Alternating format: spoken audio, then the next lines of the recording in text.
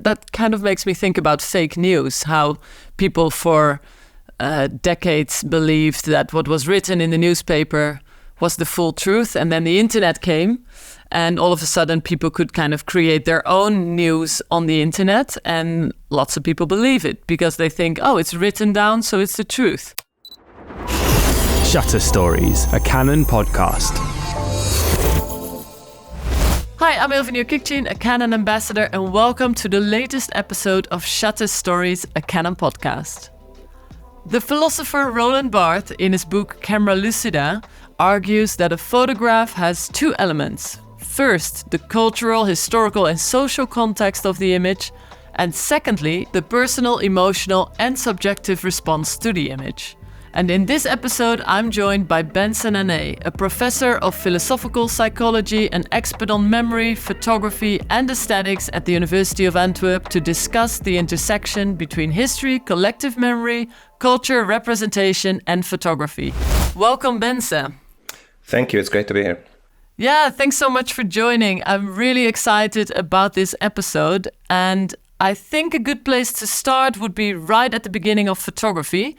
So in the 19th century, when it started becoming more widely available, why was photography so important as a medium? The simplest example, I guess, is portraiture, right? So before photography, you could, if you had to make a portrait of a king, you probably wanted to be as flattering as possible because you didn't want to be beheaded.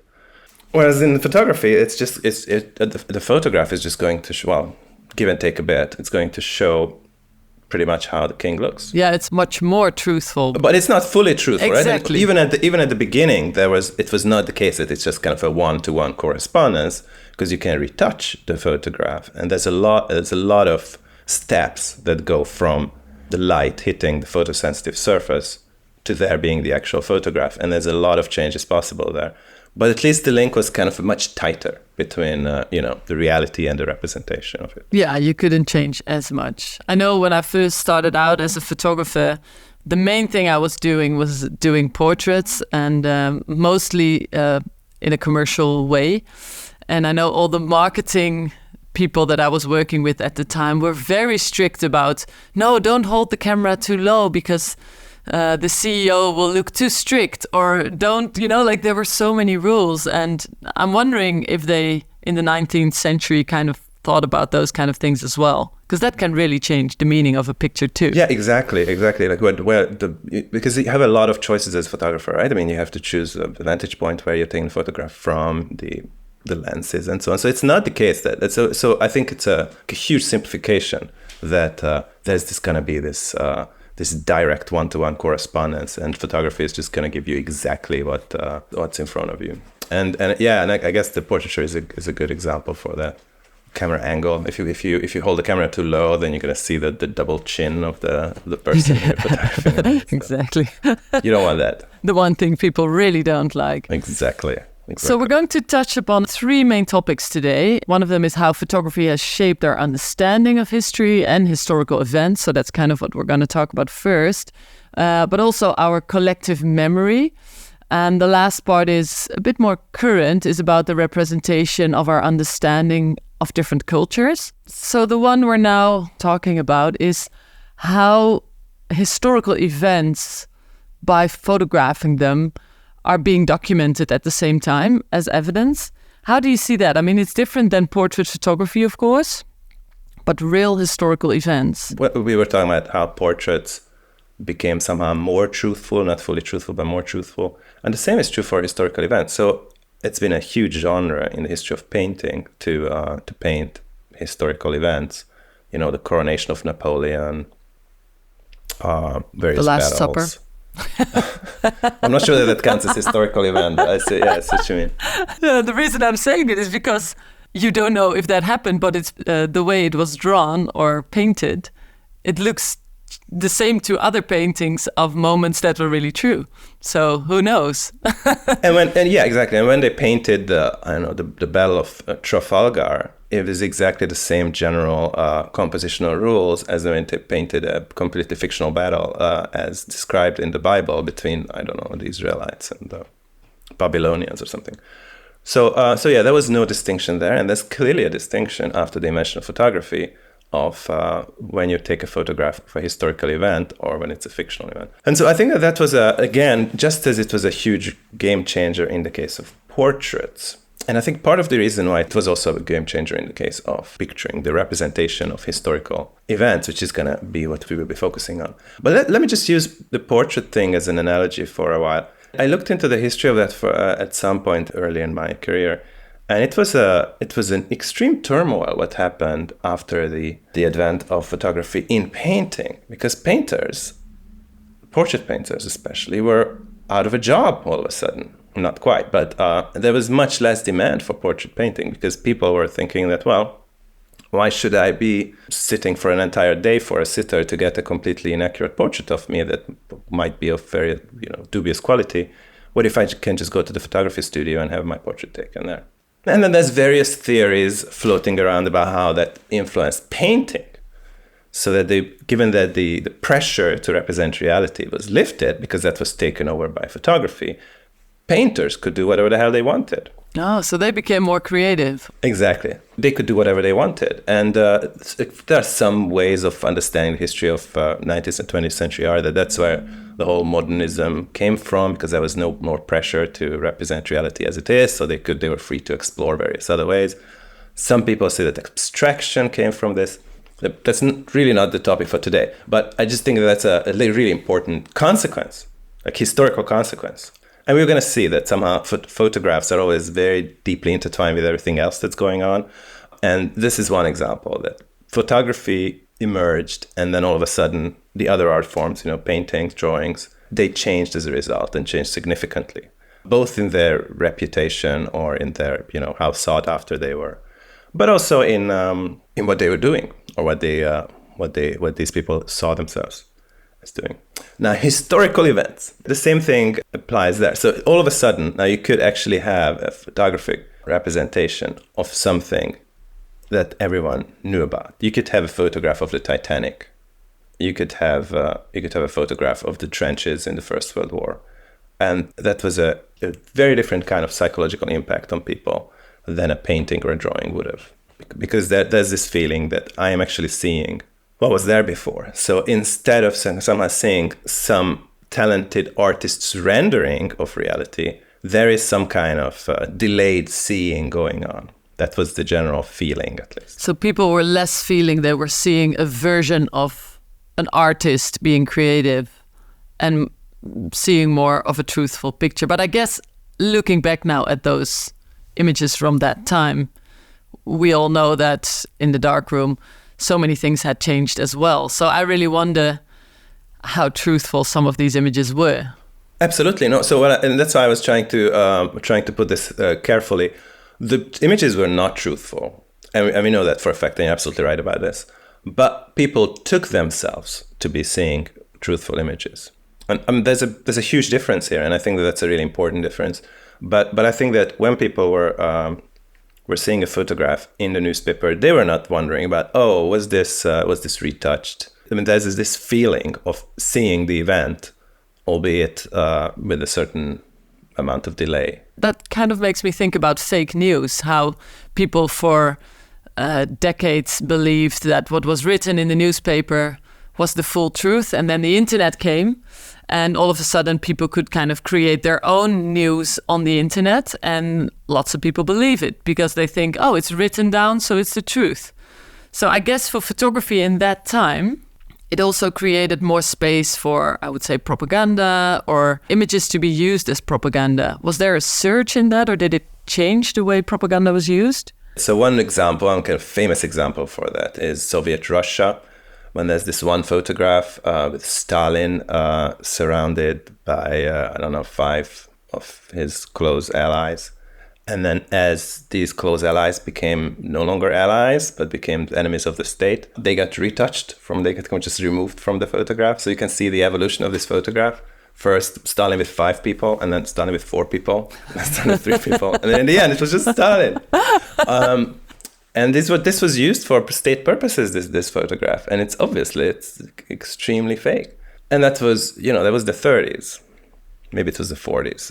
But it was at a time when we don't think of that time as, the great digital manipulation or post-production manipulation of photographs. But that clearly was. It clearly was not the case that what was on the photograph was just the scene that's in front of the camera. There's huge differences, but also how people just took these pictures at face value. But now people are aware that things can be manipulated. And I'm not sure that people, 100 years ago, they knew, or they could even imagine that things could be different, because the whole marketing behind behind photographs and photography studios at that time was that, no, that's just going to show you how things are. Exactly, because they knew less of how it was made, so they might not have known that it was that easy to take people out. What was that like for film and videography when that became more common?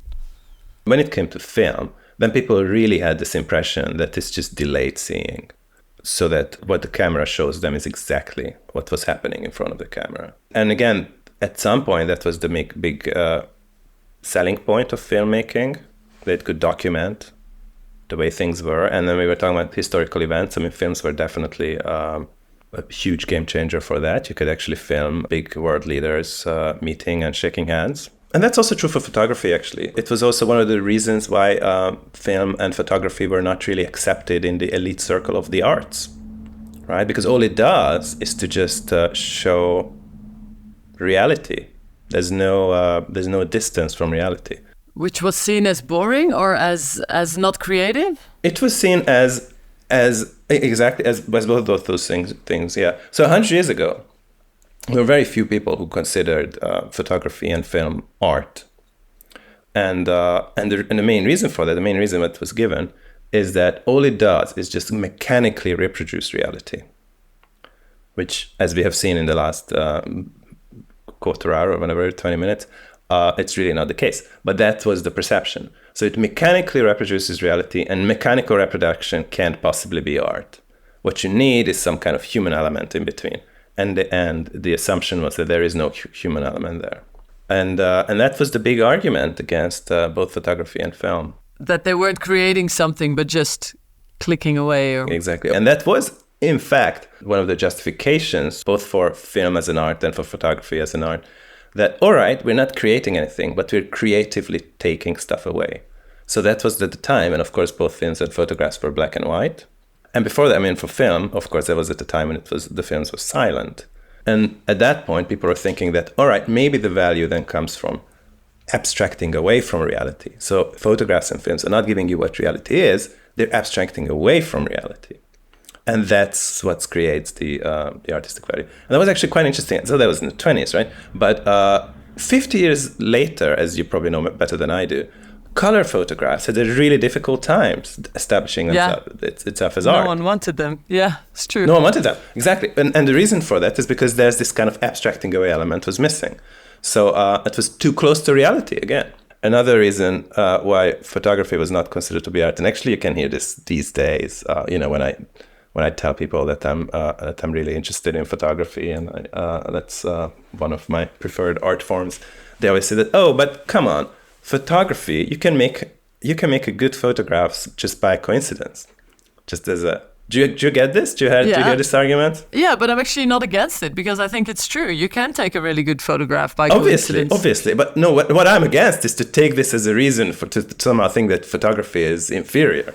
I think the one thing I'm hearing a lot about photography is that, people feel you don't put a lot of effort in because you just have to push a button. Which, of course, that I think is ridiculed. And I think that's kind of a version of this argument, right? All there is, like, it's like chip, chip, and then some of them is going to be good. And that's just clearly based on a misunderstanding. Yeah, totally. No, I of course, as a photographer, don't agree with it. But yeah, it's something you definitely hear a lot. And I always wonder, okay, good luck. Here's my camera, now you try. Okay, so before we move on to our second topic of the conversation, how photography has affected our collective memory as a society, I'm just going to quickly define what we mean by collective memory. Well, put simply, it's a term that refers to how groups of people remember their past But if we were to go a bit deeper than that, collective memory encompasses tradition, food, drink, music, artifacts, anything that can be associated with a social group's identity, which can be passed from generation to generation. So I can imagine once photography and film started, we started also remembering things differently. I mean, even if I look at my own past, the things I remember from my childhood are actually mostly the things I remember from photographs. So how do you think it changed? How photography changed our collective memory? I think your example of how you're remembering from your childhood, what you're remembering more are things that you see in photographs. That's really an example of how photography changed individual memory, so memory as it is.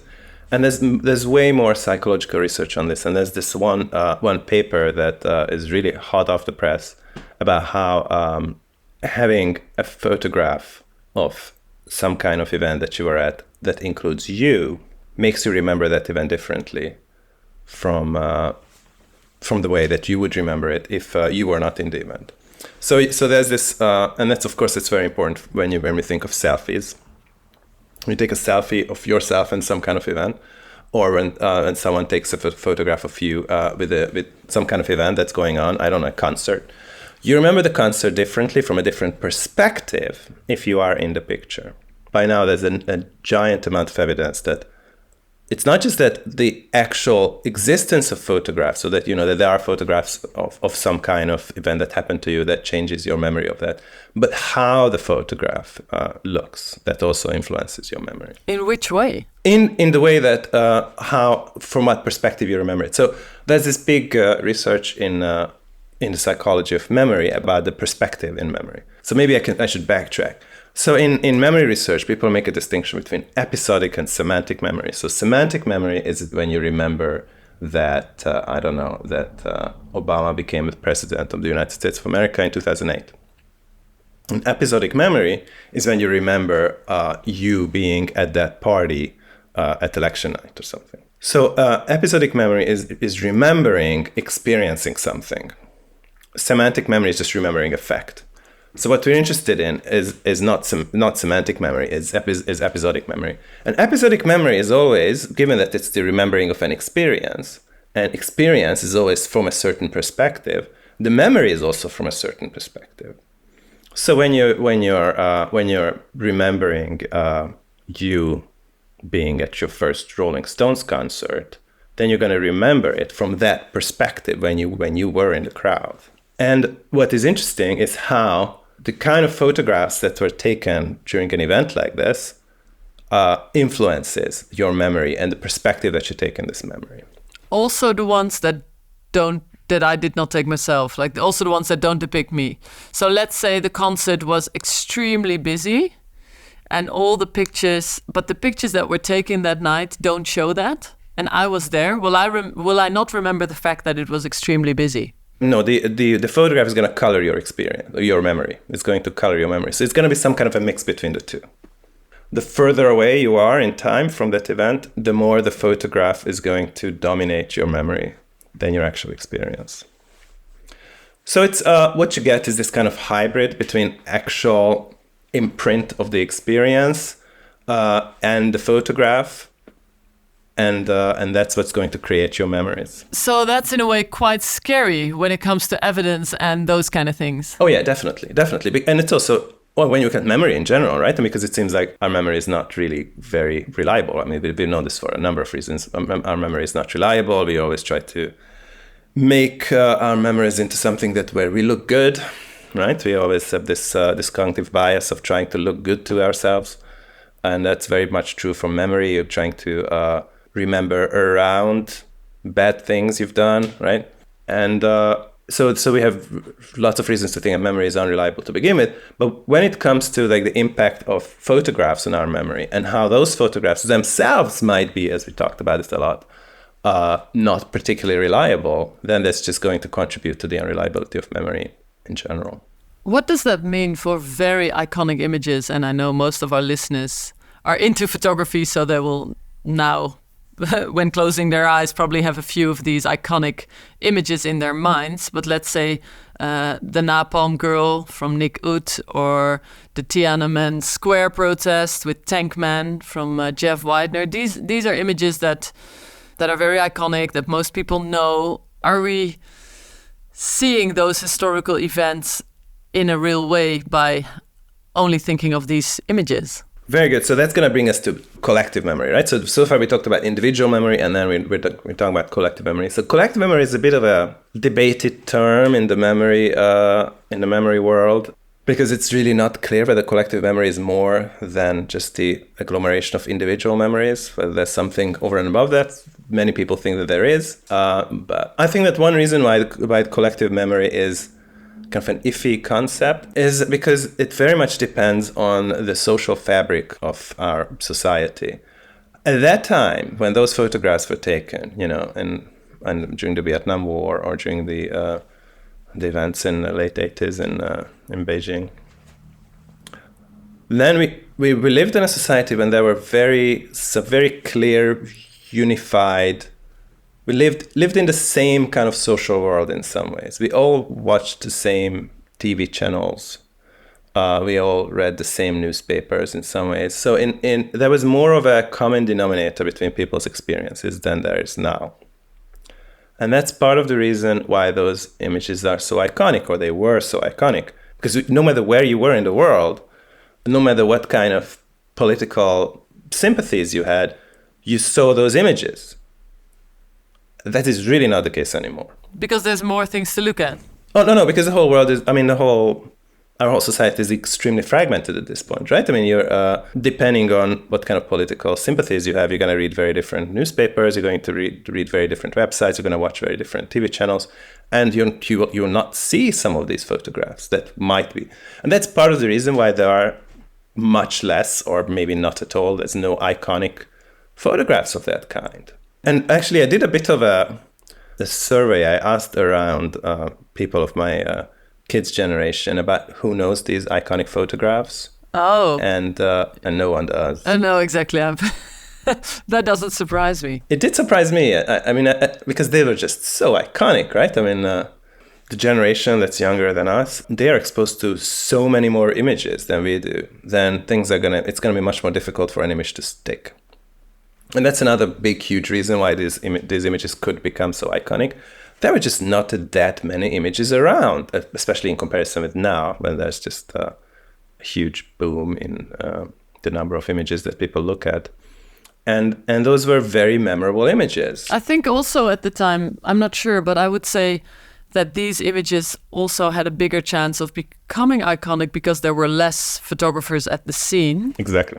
Because part of what's iconic about these images is the framing, is the angle, is exactly the way the image looks, and that's what's going to burn into our retina.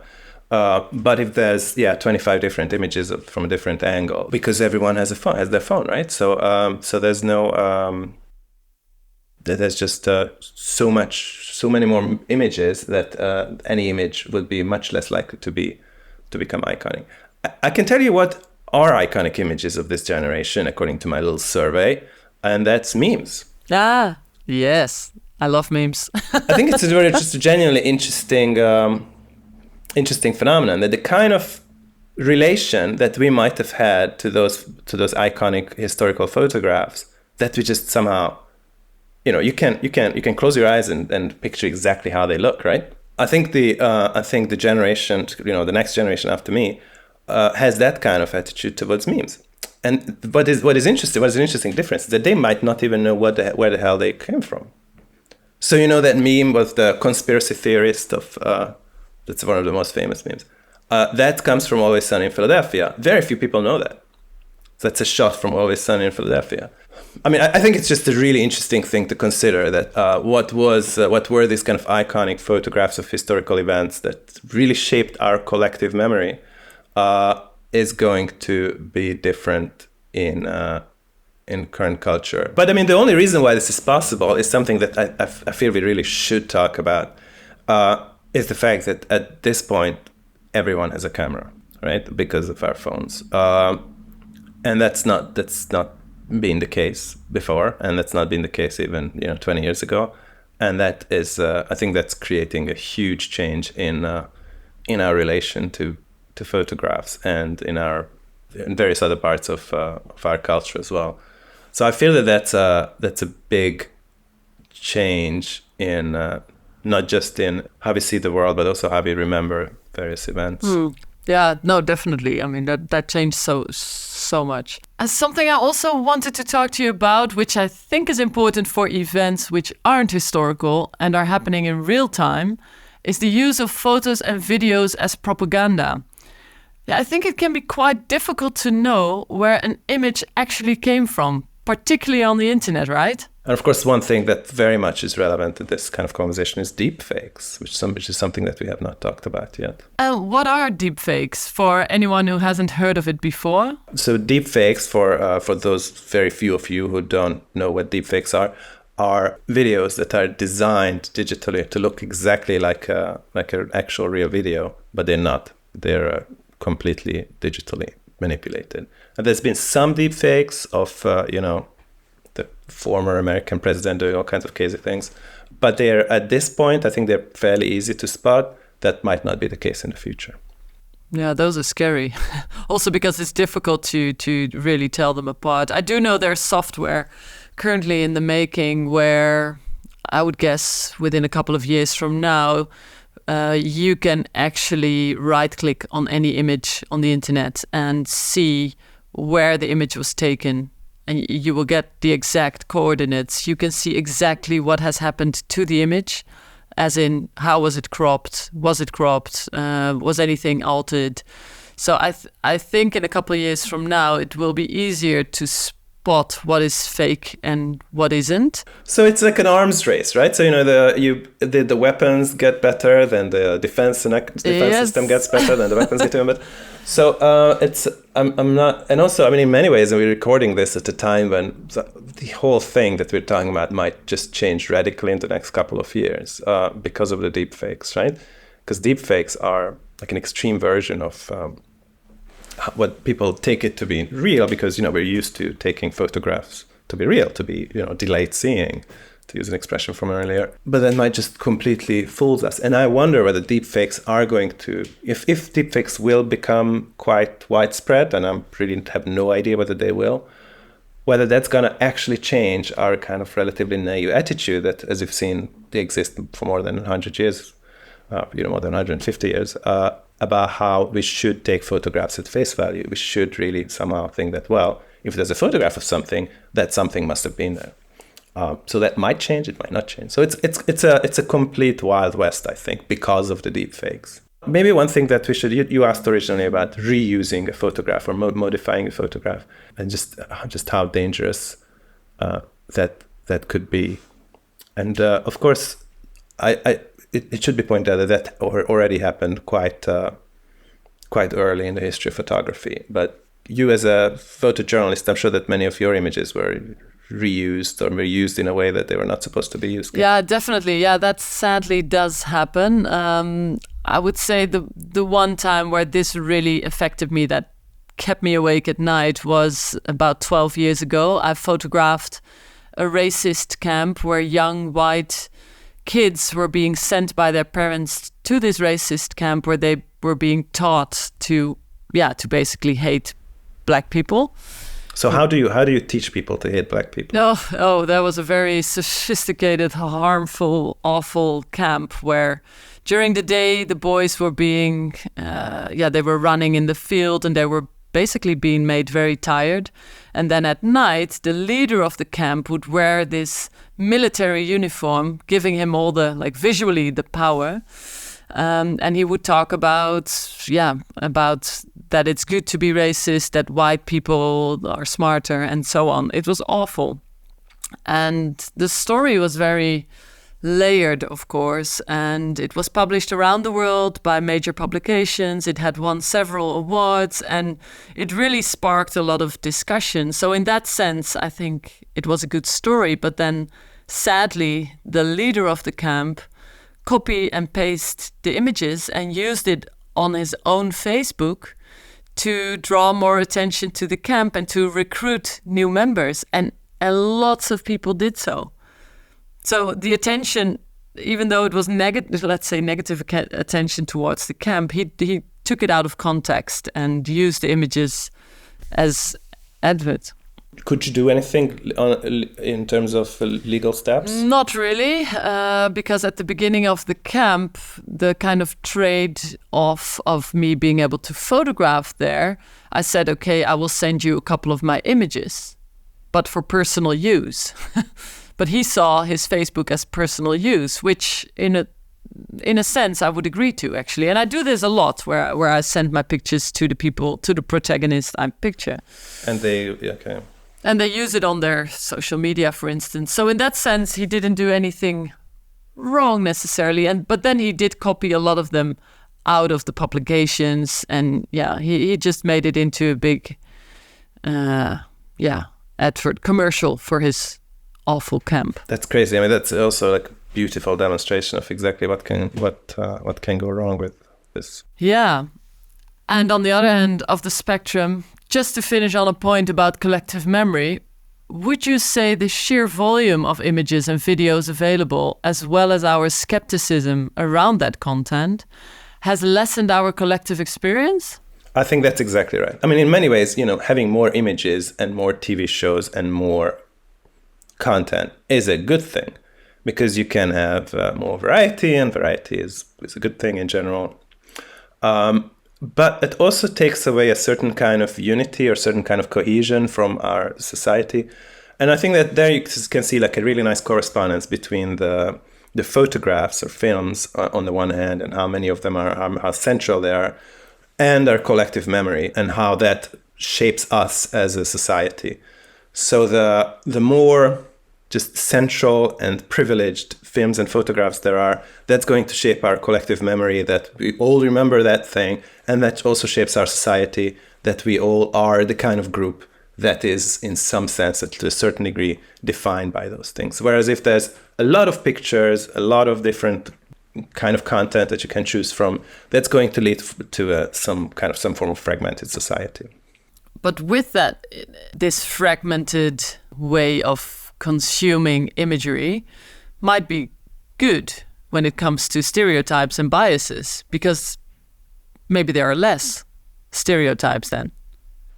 I think that's exactly right. I mean, so I really don't want to paint this as, the good old days, we all were living in peace and harmony. We didn't really live in peace and harmony, did we? Or at least it was not such a peaceful and harmonious situation for certain social groups who were marginalized.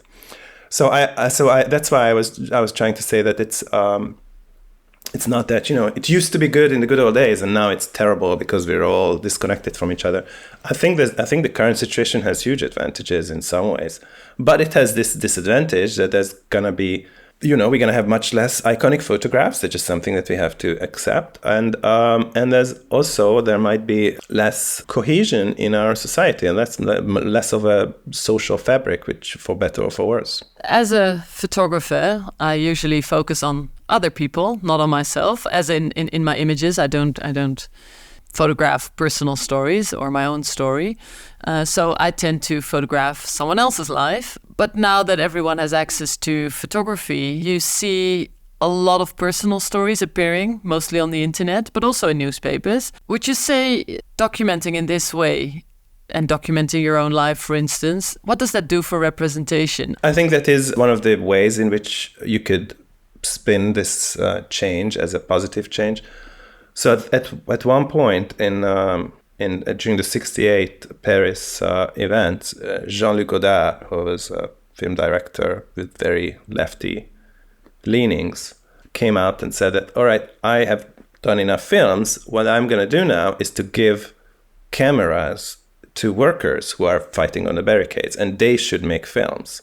And that would be the real revolutionary sentiment, would be to not somehow privilege the filmmakers or people who studied filmmaking, but give a camera to everyone. So that was kind of his slogan during that the Paris Spring. Let's give everyone a camera and let's have them have their own stories. And in some ways, that's what's happening now, right? Everyone has their own camera and everyone can create their story. And of course, many of these stories are not going to be very interesting or good to look at or original. That's what should be expected. What is important is that some of them are going to be good and original and very good to look at. And I think that itself is a big, that's kind of a big possibility. And that's why I'm tempted to not spin this change in our society as a fully negative change, because there's a lot of promise and possibilities that this way of our relation to our camera opens up. Totally, that's really beautiful. Actually, I always liked, in the early stage of my career, I was traveling a lot to different countries and really investing a lot of time in getting to know a certain culture before I would photograph, because I truly believe it's difficult to take or to make good stories when you're not well informed. The discussions going on right now in this industry are, of course, a lot about the inside voice, the outside voice, who gets to tell which story. Are you only allowed to tell your own story, or can you actually travel somewhere and tell someone else's story? So that's a very current discussion that actually grew from people all around the world getting more access to photography, which I think is actually a great thing, to see the world through the eyes of the person itself and not necessarily only through the eyes of someone else. And also, when we're traveling, we're very often, if you're traveling to a different country, even if you do your research like you did, even if you're an extremely, you have a lot of time, which you normally don't, even if you're an extremely open-minded person, there are going to be aspects of that society that are just going to be close to you because they're not visible. They don't want you to see them. So this kind of a huge amount of photographs that are being taken these days, that really opens up a really wide variety of stories that would be hidden otherwise. So that's a definite plus. Well, Bence, this was a really fascinating talk. I really learned a lot. I'm sure our listeners did too. This was such a different conversation that we are usually doing here at Shutter Stories. So I really loved it. Thanks so much for your time. It was a great experience. Thank you so much. Thank you. Thanks so much.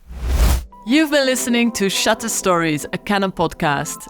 Thank you to my guest Bence Nanay, and of course to you for listening. Come back next month for another episode, and in the meantime, don't be a stranger. There are loads of brilliant ways to stay in contact with us in the podcast description, and we also love to hear your feedback. So rate it 5 stars on the platform you listen on, and spread the word with all your favorite photographers, filmmakers, and content creators. Until next time. Shutter Stories, a Canon podcast.